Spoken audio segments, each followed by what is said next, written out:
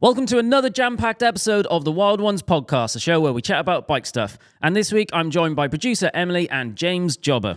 James is a man of many talents. He's a professional mechanic. He's a bike racer who races for Continental team Global 6 United. Global 6 United? It sounds like a football team. Yeah, it's something to get on board with. What is Global 6 United?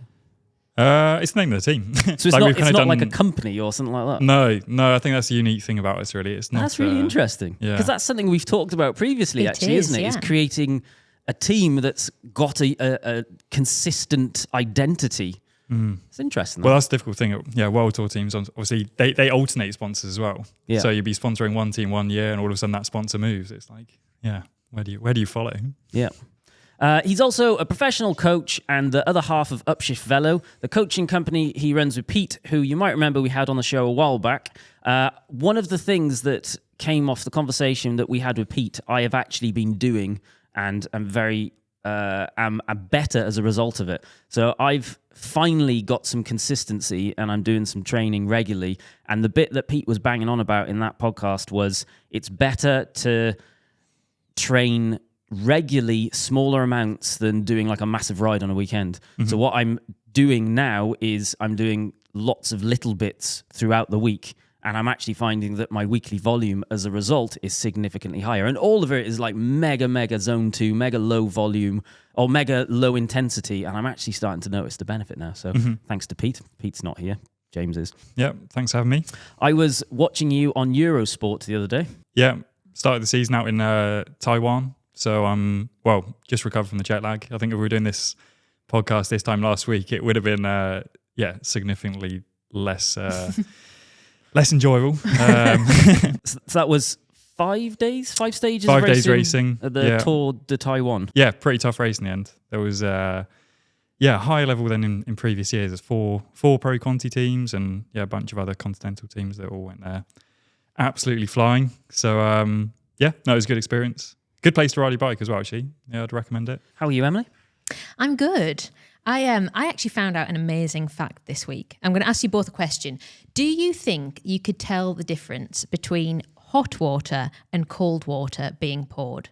Yes. Just from hearing it? I do. I feel like I can feel the difference in my head. I was confident until you said here. I was like, probably if it was being poured on me, but on you. No, not on you, into a glass, and you have to listen to it. Apparently, the amazing fact that I found out this week is that apparently 96% of people can do this without realising.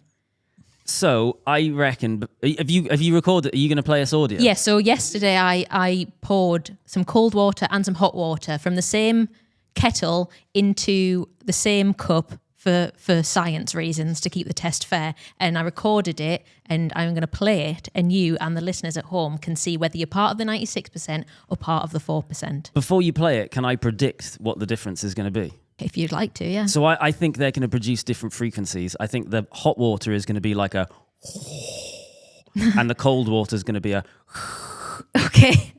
This guy's thought it through. I realise this isn't cycling content either, but I don't care, it's fun. Yeah, exactly. Right, okay. This is the first one.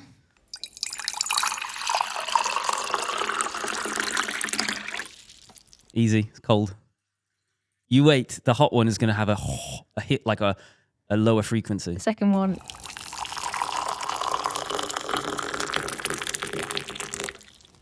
Hot. So you can hear the steam. What do you think, James? I'm with you. I mean, Jimmy's it's difficult to give an opinion different to that because he has clearly thought this through. So I'm behind him. The problem is when we do quizzes, Jimmy and Francis get so excited that they give the listeners approximately 0.2 seconds to answer before they give the answer. Yeah, I mean, you'd be a fool to go otherwise. But you are correct. Yes, the first one is cold.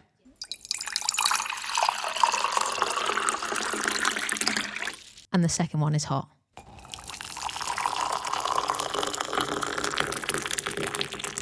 Easy. It is actually quite easy, isn't it? Yeah, surprisingly so. Yeah, so if you're looking for a party trick for your next soiree, then you can say that that's your party trick. But also, it's 96% of other people's. I'm trying to think how you'd set that up as a party trick. Yeah, though. I know. It's the kettle boiling. Everyone gather around the kettle. I've got a trick to show. Is that us done? We're moving on to the show now? Yes, let's. Okay, so let's get into some news. Could aero sensors be the next big trend in performance cycling? I hope not. So this is a question that Road CC have been asking this week. So at the start of the year, Little Trek announced a partnership with a company called AeroSensor. And as the name suggests, they make a sensor that attaches to the front of your bike, connects to your Garmin, and can apparently give you live aero data to help you improve your position. It combines data from a speed sensor and power meter with altitude and wind conditions to calculate CDA. Body Rocket is another company that just released an on-bike drag measuring system prototype for road bikes. It's tech that has previously been used on planes and F1 cars, so of course the pro peloton has now picked it up. The AeroSensor has an RRP of £1,215, and there are limitations. You can't use it in wet conditions, and traffic seems to completely screw up the results. CDA is... I just had a look, and CDA is an abbreviation for coefficient of aerodynamic drag. So when I was in the wind tunnel recently, it was explained to me as... Or the wind tunnel works that...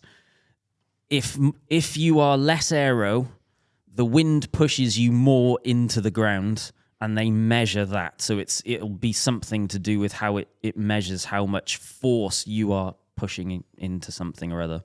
I know these have been around for a little while because I remember Chris Hall nearly bought one a number of years ago when he was like hardcore working on his TT position for the long distance stuff. So they have been around for a little while. They have been around for a while, yeah. I think the update is that Little Trek have now got one, and this Body Rocket have just released the Body Rocket one like goes in the central part of your frame, I guess where a bottle cage would go, and measures it from there. And the Aero one goes on the front of your bike. My gut is it feels like a bit of a gimmick in the sense that these teams have presumably been doing aero testing for like years and years and years. They just haven't been doing it live. Well, also that they're presumably being paid money to use it. Yeah. So my understanding of aero is that if you're in a bunch, I actually think Pete talked about this when he was here. If you're in a bunch, then it's not important. Have you done aero testing, James? Where do you stand on the aerospace as a nearly professional bike racer? Yeah, I mean, I'd say my opinion's evolved. Like, I think if you'd asked me sort of a few years ago, I'd have been kind of fairly anti it and just kind of, I feel like there was a real obsession over aero socks initially, and it was like you just turn up to every race and everyone would have aero socks on, but they'd be halfway down their ankles because they've slipped down, and all of a sudden they're saving X amount of watts because of it. And the reality is, particularly in that style of event, you spend a lot of time in the peloton where you wouldn't benefit from it. Particularly in the velodrome, that is part of the game. Ultimately, the goal is to be as fast as possible, and that's not necessarily just in terms of strength, it's to do with speed. So obviously aero is a huge factor in that. So velodrome, 100%. TTs, again, your individual road racing and other events, it becomes more and more negligible. It's still good to have that kind of innovation there, I think, and for people to be looking to push the boundaries, performance, or the rest of it. But if we're talking, maybe at the absolute elite level, it's become important. There was someone I spoke to out in Taiwan, one of the directors of the team. Greg Henderson used to be an ex-pro himself, and there was actually a day, there was a big breakaway that had gone. It's quite a big fight for the breakaway early on, 60k, and then essentially the group established a gap. Peloton gave it a bit of a leash, and he mentioned how racing has evolved quite a bit because of the aero. So he said because of the not just the size of the group, but the speed of the group. So it's quite fast roads, the second half of the stage, slightly downhill. So just the speed of the group in front and the peloton were faster. But he said it's more advantageous for the group out in front because they're traveling faster, therefore the power needed to catch them is therefore greater. Yeah. So they're traveling faster, the peloton's traveling faster, but obviously the power needed goes up exponentially. Yeah. So it has affected things, and I think definitely from a racing point of view, it's important to consider that because it's easy to think that it's all about power, but I say the actual point is that it's about speed. But then again, for most people, is this a priority? You said a really interesting thing there is that if you asked a lot of people what's important about pro cyclists, they would say the amount of power that they can produce.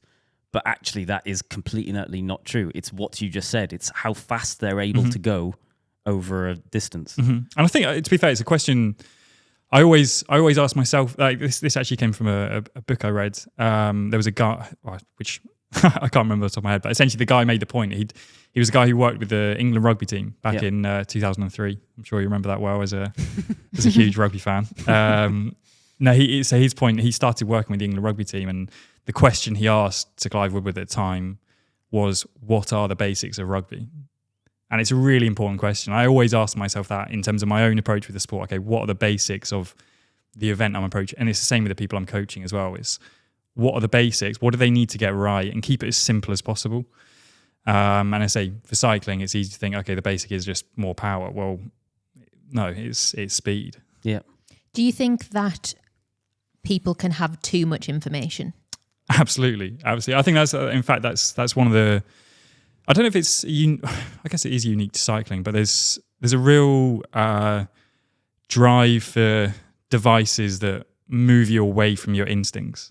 Yeah. They create something that it's almost like a disassociation with your own body. It has to be about the output. It's the power. It's the heart rate. It's now it's the CDA. It's like all of these other factors. Whereas in fact, what I try and incorporate a lot of the time into my coaching is more of an emphasis on your feeling and the input. So in my own approach, thinking about training using RPE rather than power. It's kind of thinking of power is the output and heart rate is the output and the speed is the output. Okay, look at those things after. But actually during the session, concentrate on the input, which is your feeling, your body. How's your breathing during the session?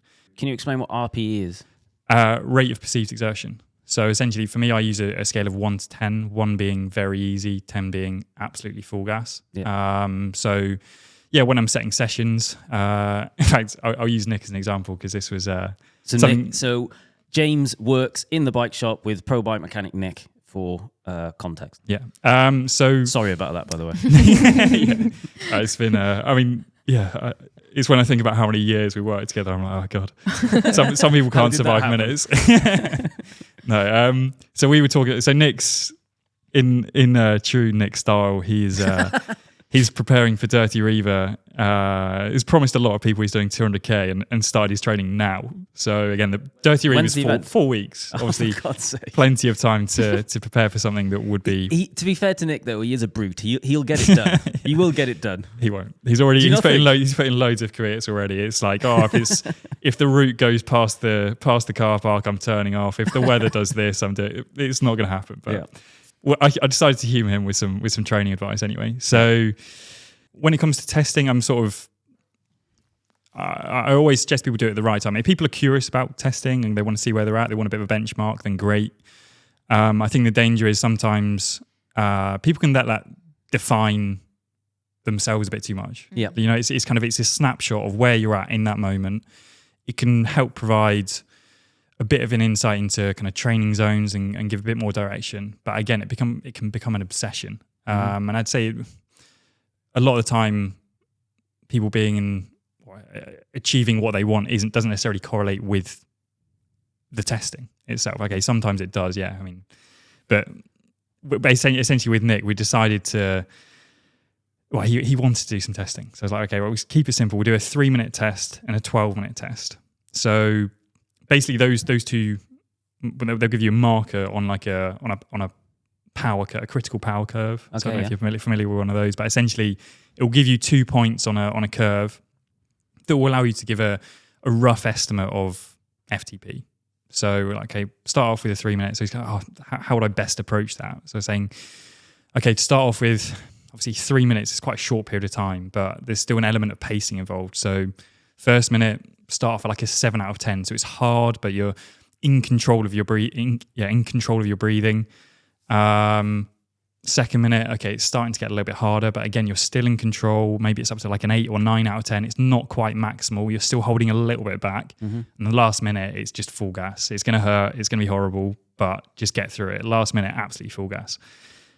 Again, we talked through a bit of a strategy for 12 minutes. Again, similar sort of thing. Obviously, slightly lower RPE at the start, kind of visualizing, perhaps starting like a 10-mile time trial, for example, or underdo it, kind of aim for 20 minutes and just let your body default to where you end up. And invariably in that sort of test, the last 3 minutes, you can always just kind of push on a little bit more and that will give you a fairly accurate snapshot of where you're at in the day.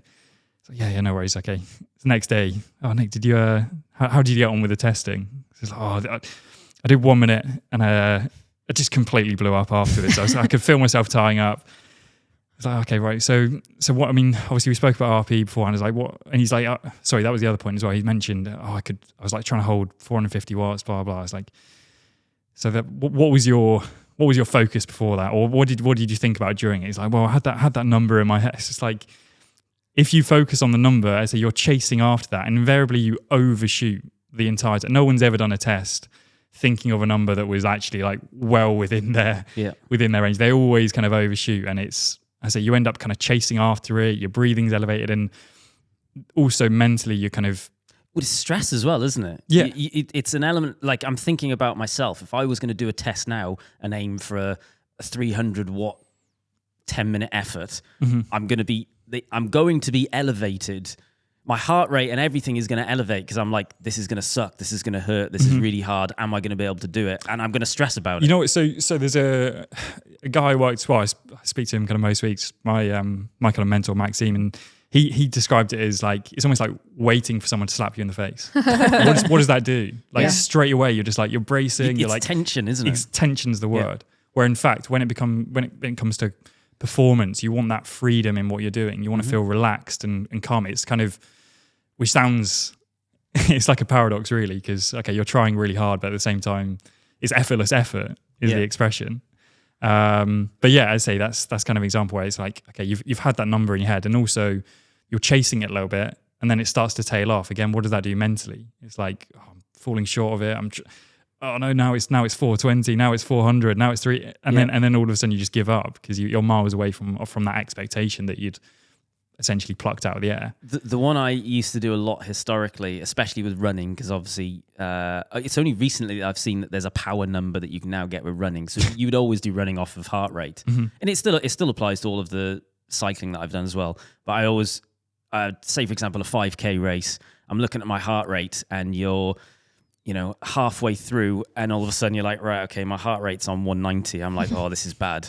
And then it gets into your head then that you're like, oh, this is like, I'm at my limit here. I can't do anymore. But and then even that as a point though, we're talking, the initial point was in terms of that disassociation with your own body. You're looking at the number and you're saying that's my limit. Yeah. Well, what about how do you get the breakthrough? Whereas that day when perhaps those limits weren't there, and there's loads of examples.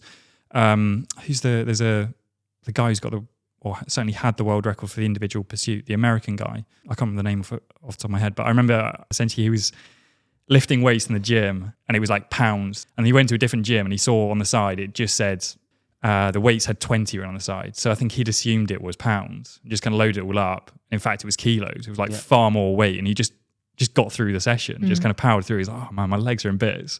And then someone told him there was like actually this convert. So he did all of those. There's all these limits before based on what he'd done. And in fact, it was just that day when he accidentally lifted the wrong amount. It's interesting, I guess, bringing it a background to aero and aero sensors.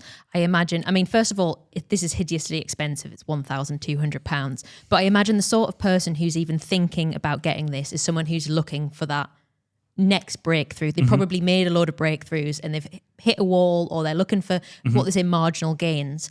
And is the point you're making that you can probably make those in other ways? 100%. And I think for it's less actually, money potentially. Yeah. The financial side of things, that's obviously it's a massive factor. It's already an incredibly expensive sport, and I think that's it's become more and more difficult. Obviously, bikes are so much more expensive. Race fee, well, if you're talking competition, all the competitions are more expensive. Then all of a sudden it's power as well, and all of a sudden it has to be power, and it's just it doesn't need to be that. Essentially, there's an article I remember read it ages ago. It was talking like someone had interviewed Theo Gegenhardt, who races for Lidl Trek, and obviously won the Giro 3 years ago. An incredible pro at the highest level. He wasn't using a power meter before the age of 21.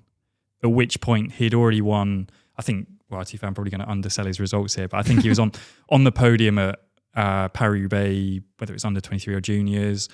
Same with Liège, Bastogne-Liège, under 23. He was racing for one of the best development teams at the time. They're called Axion now.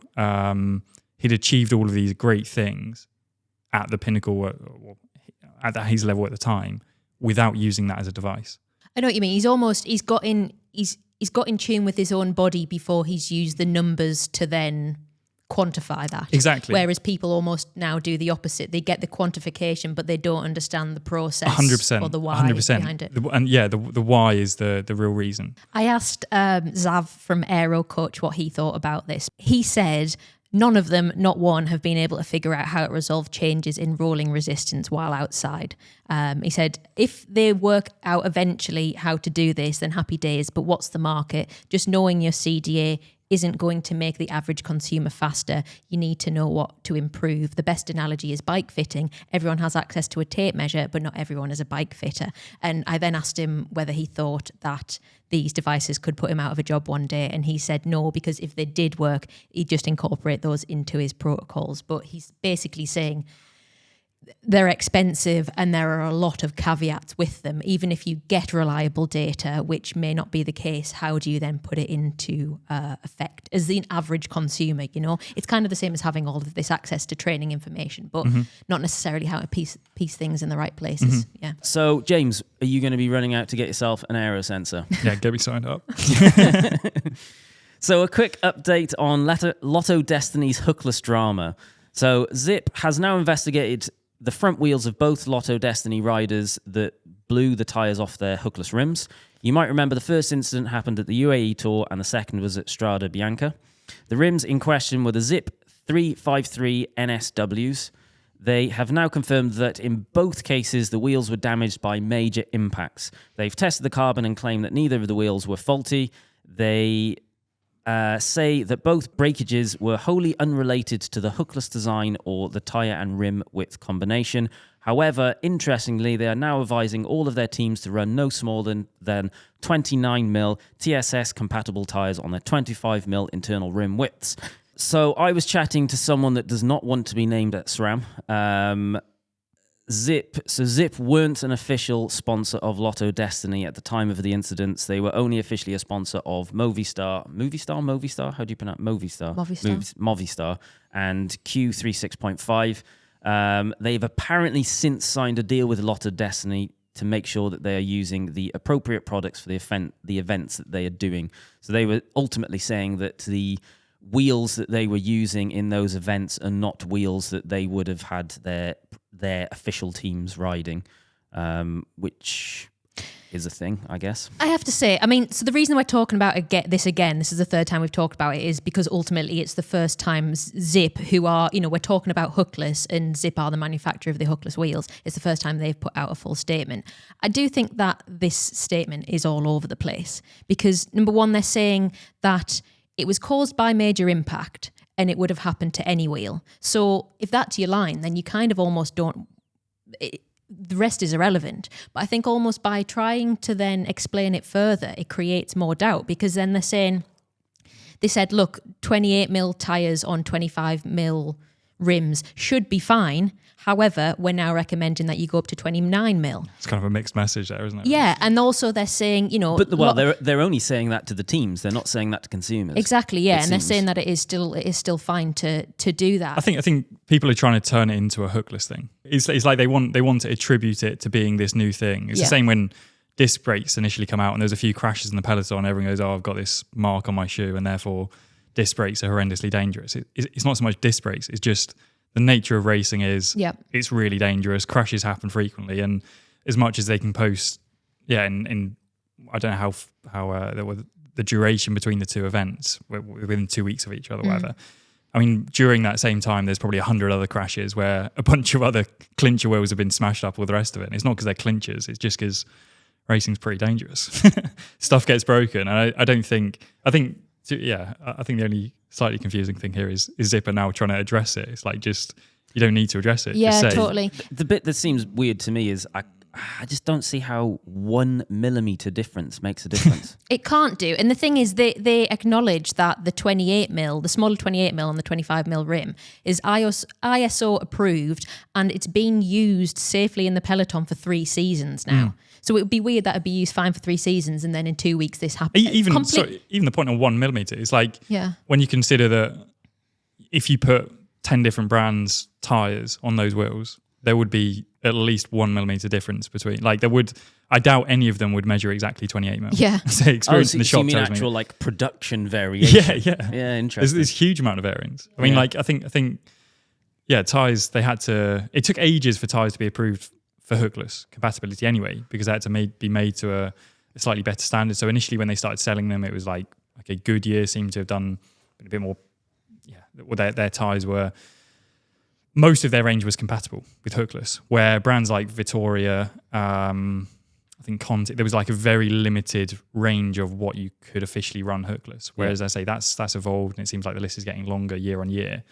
But yeah, interestingly as well, on Zipp's website, there's a list of hookless compatible tyres, and all of the 28 mils are still on there. So it's like, okay, so it's fine for consumers, but not necessarily the guys racing. It's like, I think purely from a PR standpoint, I'm not talking about the safety of the wheels or anything, but ultimately they've had a disaster in that, they are a company that sell, I think, all hookless, isn't it now? Or it's a majority. Most of their range is hookless, if not all. So this happening to them is ultimately a PR disaster. There's doubt in people's mind in terms of safety, and they had to address it. But I think the point that they have gone wrong on is they should have just said the wheels were damaged due to major impact. It would have happened anyway. Stop. Whereas this idea, however, we've advised everyone changes a little bit, and it's still they've created the doubt again. They've reacted to it. They've created too much doubt. I think so. Yeah, but I think that they've sponsored. This is complete speculation. I think they've sponsored a lot of Destiny because you want to keep them close and make sure nothing else. I don't know if they have officially sponsored them, but Right. I believe they have a relationship with they them have now. now a relationship so that they can advise them on the best products to use for the events that they're doing. So Zipp's statement ended, "We'll continue to advocate for hookless wheels for all of the benefits to the rider, which include significantly reduced prices at retail, a better tubeless installation experience, significantly lighter wheel weights." Well, we welcome the ensuing public discourse for improving rider safety and review of industry minimum required testing standards. We strongly oppose the notion that these incidents were the result of hookless rim design or Zipp wheel safety standards. Now on to our big question, and this one's for James. I know that you are a big believer that it isn't just about improving your body, but also improving your mind is an important part of performance. And I know you incorporate this into your own racing and your coaching. So, what are some of the best tips that you think can help people improve their mindset and become a more successful athlete? So I think the first point I wanted to make was just having a balance between having a plan and trusting your instincts. So essentially, when it comes to event planning, it's always important to go in with a plan and intention about what you want to do and the way you want to execute things in the event. But actually, when you're in that event itself, trusting your instincts a little bit. So an example might be, again, we use Dirty Reef as an example. It's an event that's coming up, which I'm helping a few people prepare for.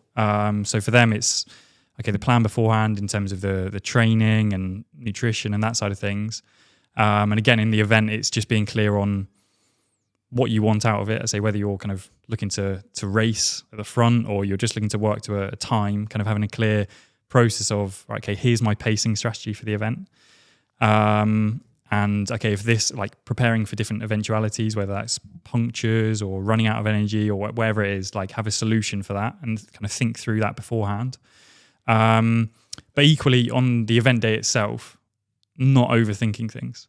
So just kind of going, I've done all I can, because the temptation beforehand is kind of, you then start thinking through all the different scenarios of what could happen, or what about this, what about that, where in fact, as long as you've done the preparation beforehand, you've prepared as well as you can based on the knowledge you've got at the time.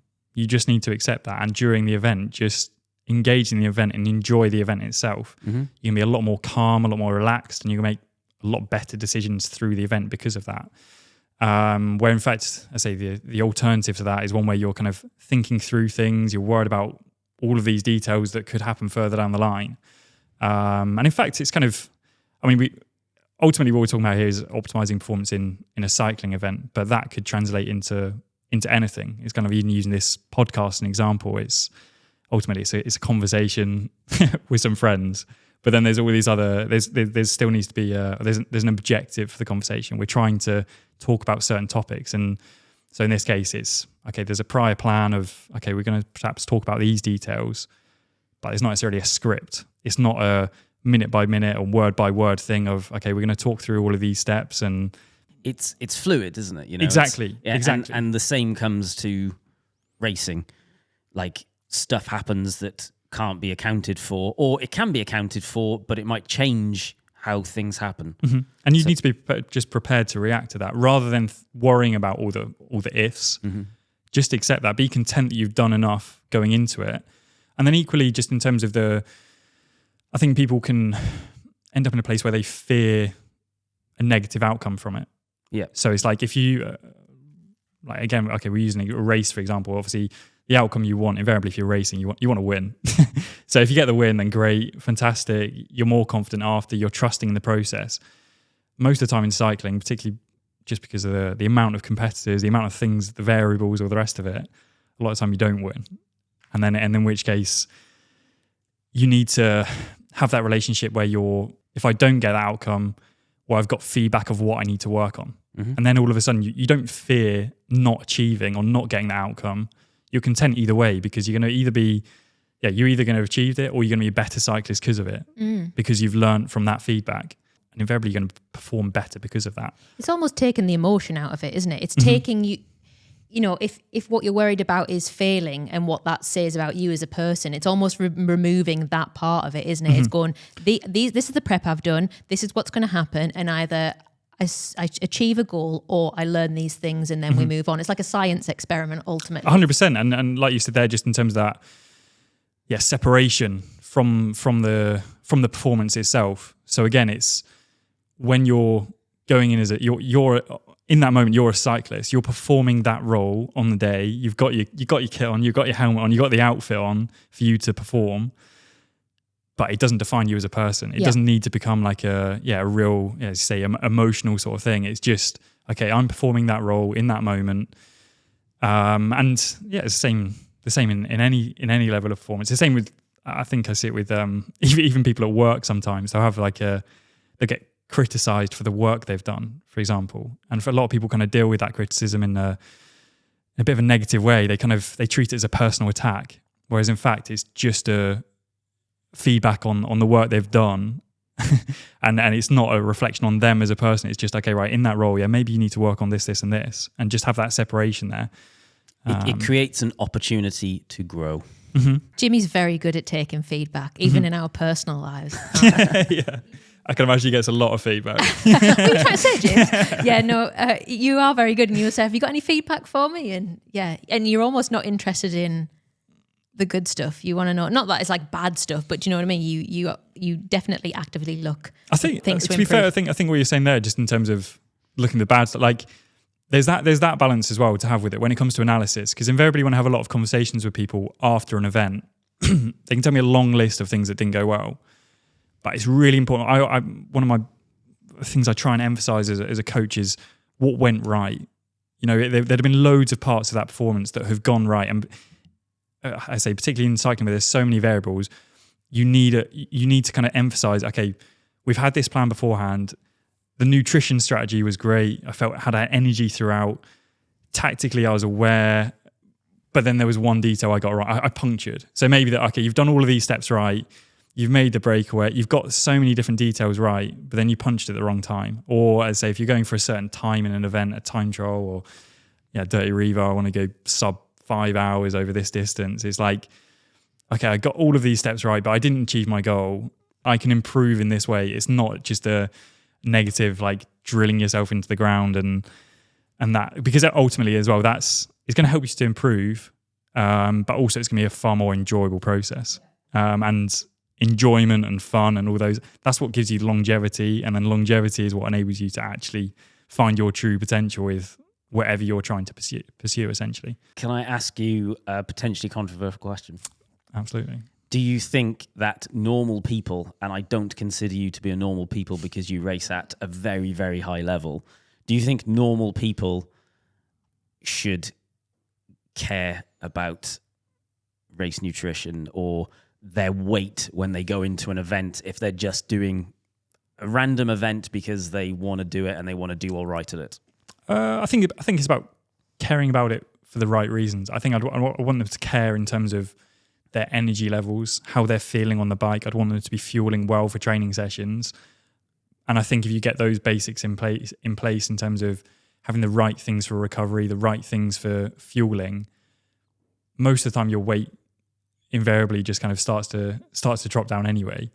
I think, yeah, I mean, there's a balance. I think it depends on that person's personality as well. So if they're kind of super obsessive and it could develop into something that would be potentially unproductive, then I'd be cautious about recommending what they do. Where if I feel like I can speak to them and kind of give them some basic tips in terms of how to optimize things with the caveat that you don't need to obsess. It's not about, it kind of comes back to that point about power, it not being about an exact... Weighing every single thing. Exactly. Yeah. That is not sustainable ultimately. The kind of using an app to track how many grams of X you're having and weighing, like scanning barcodes for every, that's not sustainable practice. Where in fact, if you have like an approach of, I mean, yeah, say for example, at the minute, there's actually, yeah, I guess it's kind of relevant. There's a guy I was talking to, he's just been away and raced and was kind of had a few concerns about his, well, not concerns, he wants to lose a bit of weight. And for him, it's like, okay, right, we'll concentrate on just basic things. Okay, right, a regular source of protein at various different points during the day. Think about carbohydrate relating to the sessions you're completing. And I say a lot of time I'll share podcasts. In fact, there's your mate, Will Girling. Yeah. He did a really good podcast I listened to. And to be honest with you, I share that information with people and kind of let them interpret it, have a conversation around that. And I say it's just, thinking about it, but in not becoming obsessive. I think I've got a vibe from this entire conversation. I think what I'm taking from it is that you are ultimately saying, do most things at like 80% and you're going to do well. Mm-hmm. You don't actually need to be like perfect at absolutely everything. Nutrition doesn't need to be 100% perfect. You don't need to train 100% perfectly all of the time. Everything has to have like a buffer of flexibility. Mm-hmm. And if you do all of the things pretty good, you're going to be better for it. Yeah, and it comes down to that point of it being more sustainable, because if you're looking to improve longer term, like if you truly want to find out about how far you can progress, you need to be going at it for ages. Essentially, it's not just 1 year crash and burn. Right, I've achieved. It's not that you can't achieve things doing like that. That's not kind of what I'm saying. It's like there will be several high-profile sportsmen will have that mentality where it's like, right, we're all in, absolute obsession. I don't necessarily think that's even the optimal strategy for them, because there's so many examples of complete burnout within sport. And there's a whole list of absolute high performers. So like Adam Peaty, for example, in the swimming world, Ronnie O'Sullivan in the snooker world, Johnny Wilkinson in the rugby world. These are all people who are the pinnacle. They've achieved the pinnacle in each of their areas, and equally they've had depression. And it's like, I think the two are definitely related in terms of how they've pursued things, and just that absolute obsession and it defining them during different periods of their career. Where, in fact, both I've listened. I mean, yeah, I don't know if we can promote other people's podcasts on here. You can do whatever you want. I'd strongly recommend if there's anything I've kind of brought up today that is interesting, or you're kind of curious around that kind of mental approach. Johnny Wilkinson's got his own podcast, which in fact is he's releasing another series this week, which is kind of good timing. But he talks a lot about this, and in fact how he was achieving a lot during different periods of his career, but mentally he was just all over the place in a really unhealthy place. And essentially he talks a lot about how the journey of how he's kind of evolved from that point. And it's the same with Ronnie O'Sullivan. I think I spoke to you about this. We had listened to it. He's released a documentary on Prime, I think is, and it's talking about his kind of behind the scenes access during his win at essentially the World Championships, and they're kind of talking through his his process is there. And there's a conversation with a guy, Steve Peters, who's kind of pretty big name in the sports psychology world. And I think what he said to him, it was like when they first started working together, the point he made to Steve Peters, it was like, okay, what do you want out of this? He's like, I just want to enjoy playing snooker again. And he'd got to that point in his career where it just becomes so unenjoyable. And they both those two people, Wilkinson and O'Sullivan, they both referenced this mindset of pursuing perfection, where in fact they both had incredible ability anyway, amazing instincts. And in fact, what they needed to do was just trust their instincts.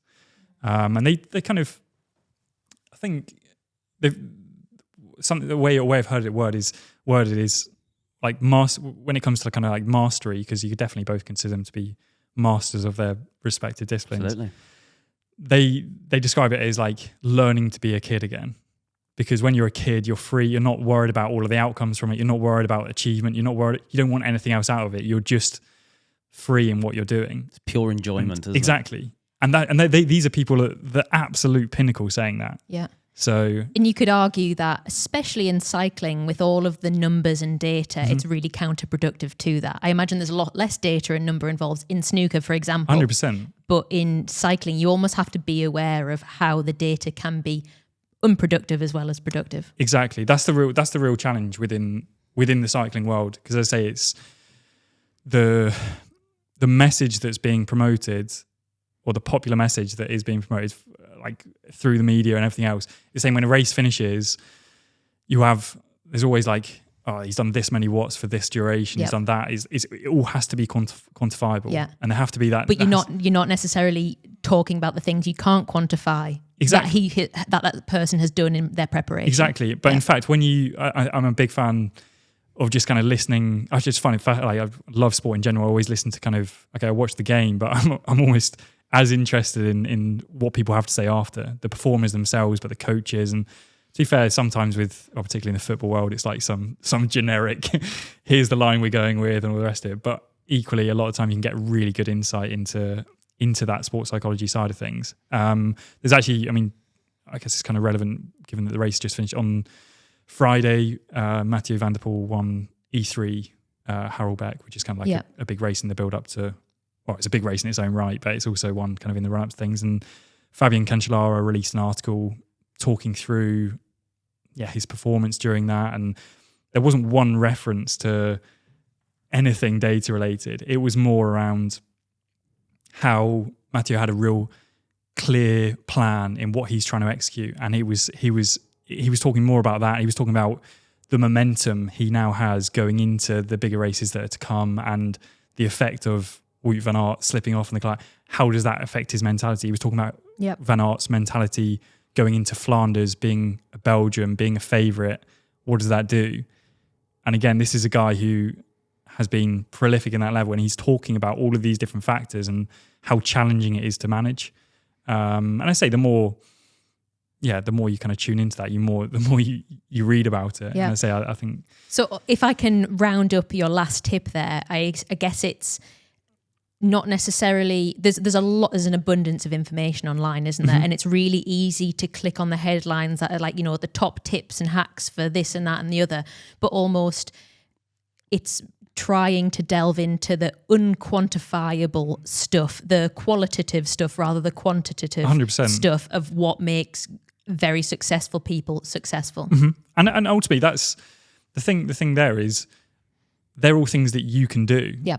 That they're within your power. You can't necessarily you don't necessarily have the physical capabilities to do what these guys can do on the bike. Genetically, most people aren't there, but equally, you can embrace productive parts of their mindset and try and improve your performance in that way. I say that's something you're very much, you are in control of that. And I think it's almost like an area where it's like there is endless potential for you to build and grow with when it comes to mindset. And I say I think you need to be kind of free and open to ideas around that. And the more free you are, I think the people I've worked with that have progressed the most are the ones that a little less stuck in their ways. They haven't got this clear, essentially they haven't got a super clear idea of, oh, this is how I've done it, this is how it needs to be. And they're just a bit more free, a bit more willing to kind of embrace new ideas. 100%. Time for another round of overrated or underrated. I'm going to read out a list of things and you are going to tell me if you think they are overrated or underrated. First up, we have naked rides, suggested by Gabrielle from Brussels, who says, I'm sure you're familiar with the World Naked Bike Ride, which is an international event where participants ride bikes naked to promote cycling. In my opinion, this movement is entirely counterproductive. It portrays cyclists as eccentric or crazy, whilst there's nothing more reasonable than using a bike for everyday transportation. What is truly unreasonable is to move a ton of steel and emit pollutants into the atmosphere just to buy bread or walk the dog. I refuse to believe that any motorist has been convinced to ditch their car and switched to cycling after seeing naked people with peace signs drawn on their bellies and flowers in their hair pass by. Do you share my opinion? I'd be curious to hear your thoughts. I do have an opinion on this. On the surface, it is absolutely ridiculous. And I can see why some people would look at it and go, this is just absolutely just obscene and just stupid and hippy-dippy. But I think the more that I've absorbed, what's the word for like campaigning and all of that kind of space, you need to have extremes to demonstrate that there are things out there. So essentially what this represents is a really, really extreme, over-the-top thing that gets attention and reminds people that cyclists are, that riding bikes is a thing. And then the other campaigning, which is less extreme, then fills the gap and actually changes the policy and gets more people riding bikes. You kind of have to have stuff like this so that it gets attention and it just reminds people that bikes are an important thing and should be doing more stuff in the world.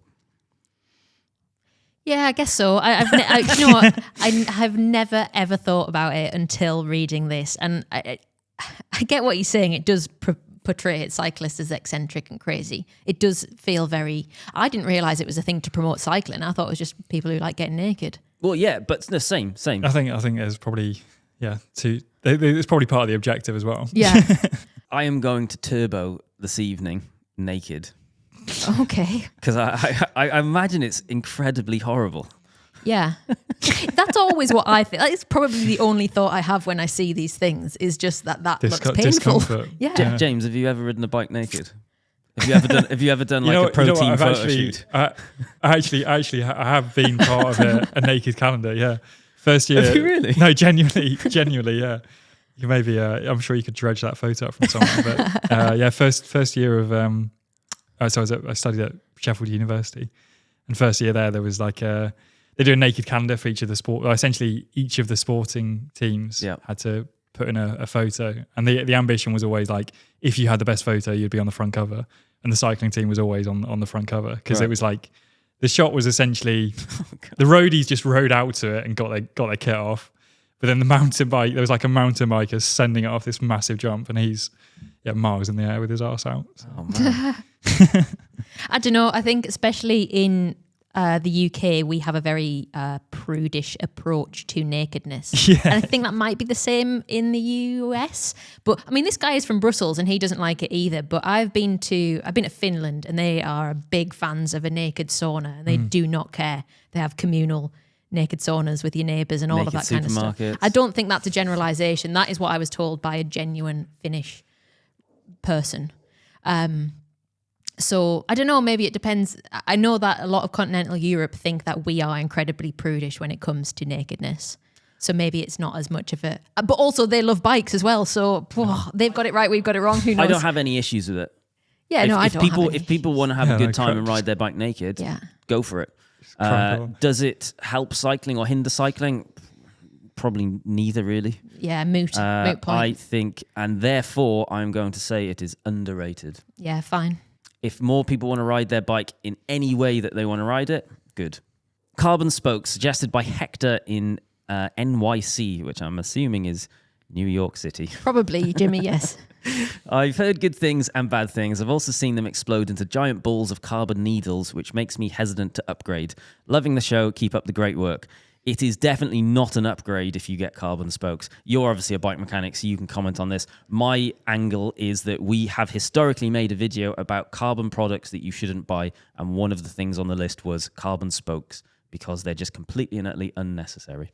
Yeah, I mean, I think it depends on the design of the wheel. Like, I think for me, from a practicality point of view, even, okay, but like the performance thing is like, yeah, I'm sure there is maybe some marginal performance there, but yeah, it's more what issues does it create? So if it's a carbon spoke where it's kind of molded into the rim and the hub, it just means that, okay, if you break a spoke, then you're Replacing a wheel. Replacing a wheel. Yeah. Where there are some brands now that have like a carbon spoke. I think, in fact, Scope's new wheels have a carbon spoke that you can replace. Yeah.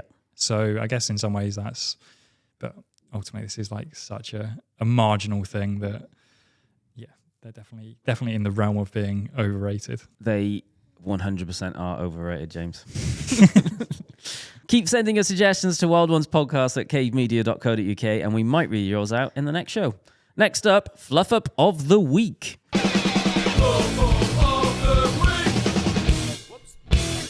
Okay. In the interest of time, I will try and keep this short and sweet. I had a major fluff up, which was, I'm going to tell you this. Listen, we're all friends here. I'm going to consider this a safe space. I need you not to judge me. You shouldn't consider this a safe space because it is going to kick off in the comments. I got caught speeding in my car. I'm not going to make excuses. I was caught speeding, not very much. And not to make excuses, but it was my electric car's fault. It's really hard. Fault.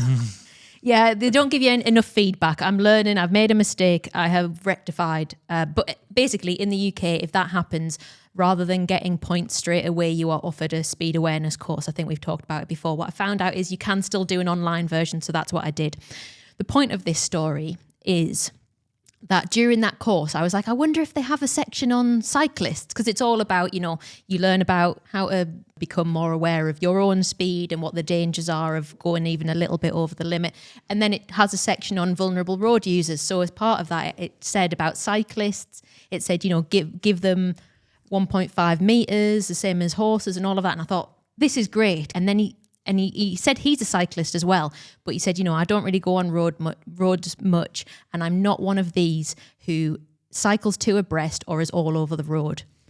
And that one sentence really, really riled me up. What an asshole. No, he was great. I don't want to besmirch the good name of this instructor, because he was great, and I think he used a lot of his own personal stories, and I think it was really to try and warm up the crowd. And I think that what he was trying to do is kind of be like, I'm not one of those bad cyclists. But the perception of that is, number one, that those two things are dangerous, when, the point of it is teaching us the highway code, and the highway code says you can ride two abreast when there's large groups or when you're with an inexperienced rider, for example. There can be reasons why it's safer. Being in quotes all over the road might be that you're trying to avoid potholes, you're trying to avoid road furniture, which might cause you to come down in the path of a car. And I just thought, But you can also ride anywhere on the road. yeah, it really peed me off.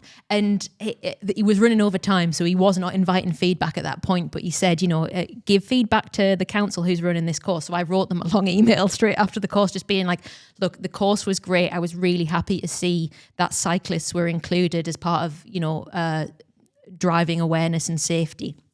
However, he said this, and it was really disheartening. I think that there is such a negative discourse and language around cyclists, and it's really stoked in the media, that I think that we have to be really careful about the language we're using, especially when the stuff that he is saying and implying is dangerous, or is implying makes a bad cyclist who might not be worthy of the same level of treatment or safety.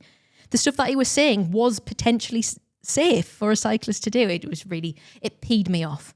So Rightly so, Emily. Yeah. So if you are unfortunate enough to have to go on a speed awareness course, number one, don't speed. Do not do as I did. I have learned from my mistakes, and I now have a sticker in my car of a police badge so that I see it every time, and I will not speed. However, if you are on a course and they say bad stuff about cyclists, I implore you to send them a little bit of friendly feedback. It doesn't have to be a long rant. I try to word mine very nicely. I try to do it as a shit sandwich. This was great. This could have been better, but this was great. Thanks for your time, kind of thing. And I'm hoping that the message got through. I've not received a response yet, but we live in hope. Well, thanks for going through that nice and quick. Yeah, sorry about that. Let's head over to our emails because it's time for Listeners Takeover. We have a question from Farouk. I'm taking part in my first ultra this summer, the Transcontinental race from Roubaix to Istanbul, which is around 4,000 kilometers. That is going to be epic. I'm no stranger to long distance and multi-day races. I finished many Audaxes and ridden London, Edinburgh, London. I'm aware of how important the head game is for these types of events. Any tip to train and solidify the mental fortitude for the inevitable lows that will come during a 2-week event like TCR? Go. So when things are getting difficult and you're finding it more and more mentally challenging, it's always just to accept the situation you're in. No matter how much challenging it is, just accept the situation. Whereas a lot of people will try and fight against it and then just kind of end up in more of a turmoil. And this is literally meditation. Oh yeah, but that is so interesting. that is what sports performance is about, essentially. Or in my eyes, it's kind of just, okay, accept the situation you're in. How can I improve the situation? What do I need to do? Okay, think about kind of breaking things down into chunks within the ride. Okay, right, I'll get to this checkpoint rather than kind of looking at the end goal, which can feel miles away. It's just, okay, right, what do I need to do now? What in this moment, what can I do to improve the situation I'm in? And also, I think even, again, this is probably in that same sort of space, like gratitude, realize that you're actually in a really fortunate position. Like grand scheme of things is riding through all of these amazing countries, all these beautiful, you're going to interact with so many amazing people on that journey. You're going to have learned so much during that experience as well. So just, don't forget to enjoy it. Exactly. Yeah. Have some gratitude for the place you're in. And then I say all of a sudden things start to look a bit more positive. Next, we have a question from, did we actually answer that? Yeah, we did. I think so. And what I would say is go back and listen to all of the tips that James said in the last bit as well. Next up, we have a question from Linus. Hello from the States. I train about 10 to 12 hours a week for mostly gravel races in the 5+ hour range. I feel like I have a good fit on the road bike and gravel bike. However, I want to ask if I have fit or fitness issues. If I go out for a 2-hour hard ride, I get off feeling fine, albeit fatigued. If I ride for 5 hours, my back starts to feel stiff at the end and my feet get hot spots and really start to hurt. Are these things I should be fine-tuning my fit to fix, or should I work on conditioning my body with back strengthening exercises? Now is the time of the year when I start going for longer training rides, and I feel like in past seasons these issues fade the more I do 4+ hour rides. So I think they've kind of, to a certain degree, they've answered their own question at the end there a little bit, just in terms of, I feel like in past seasons, the issues start to fade when I start doing longer rides. Well, so crack on with that. Essentially. Yeah. So there's a bit of that. I think as well, if you've got 10 to 12 hours a week, I'd be looking to kind of incorporate some sort of strength and conditioning work, not necessarily back specific, but just general strength and conditioning work, because that can just help get your body in better balance, essentially. The hot spots on your feet, I guess that could be potentially to do with cleat position. But again, it's whether you're kind of competent in sorting that out yourself or whether it's better just to kind of... I guess people probably underestimate fatigue a lot as well, because ultimately hot spots in theory could be, if it's on really long rides, could be because he is fatiguing in other areas of his body because he isn't conditioned for the longer rides at that point in the season. He's then accounting and accommodating with other bits of his body, which then are causing other issues.